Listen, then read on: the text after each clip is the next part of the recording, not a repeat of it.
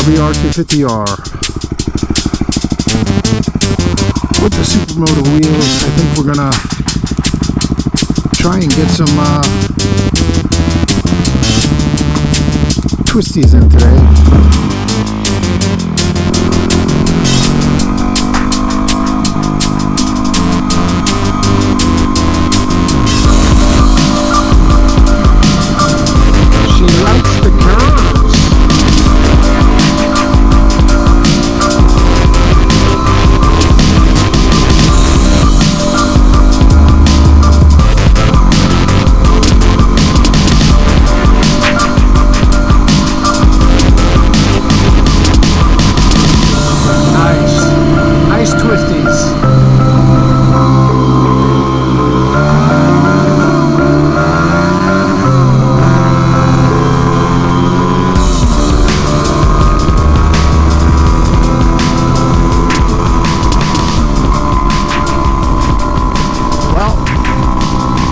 I'm going 75, but I don't have a speedo healer on this, and I've got a 49 tooth in the back, 13 in the front, so who knows how fast I'm going. But I'll tell you what, these Supermoto wheels feel great, and this 250R may not be able to keep up on the interstate there, but I don't know how much more she's got, but she'll do fine on the road.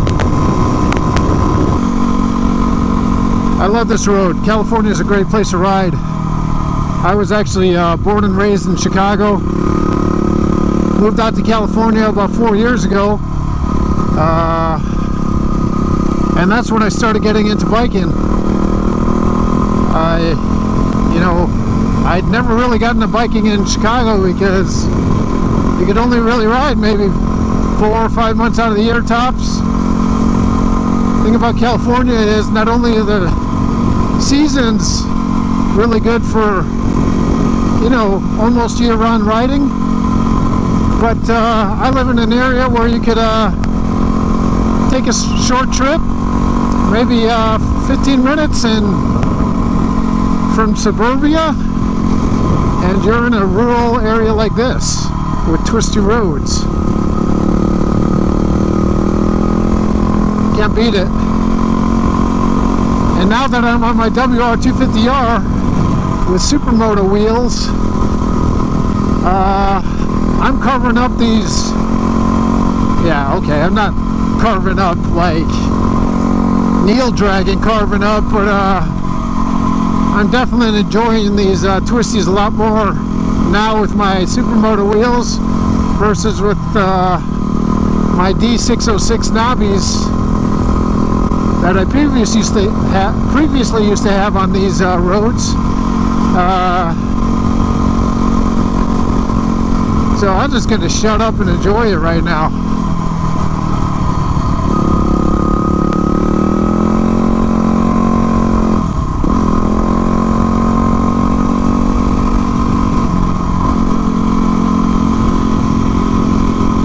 Yeah, I think I made the right decision. Maybe I'll keep the Legacy WR250R, having the Supermoto trim on it. If anything, the stickers look great on it.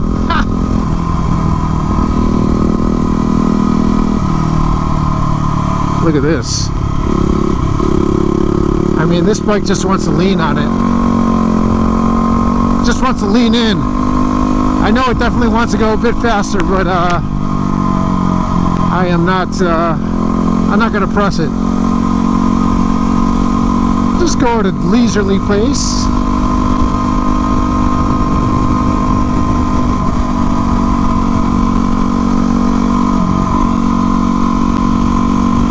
Anyways, yeah, I think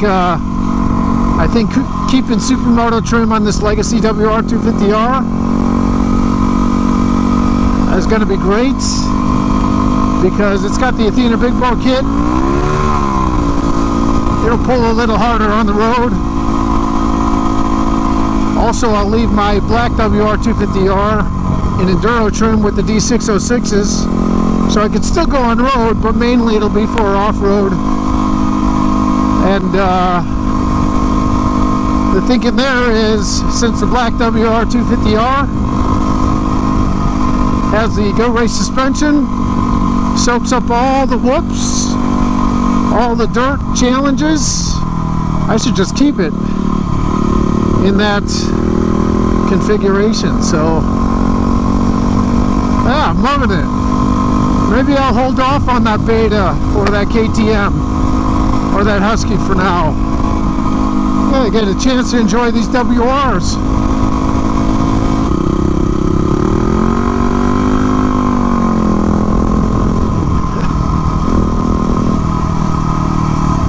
Okay. Yeah, you never know what's around these blind turns.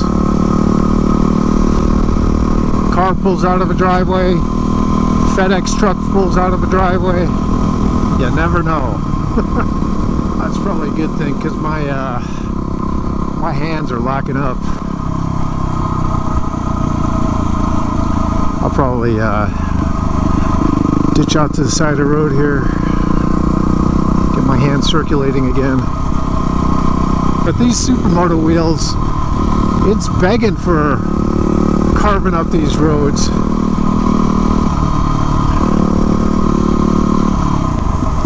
Canyon carving.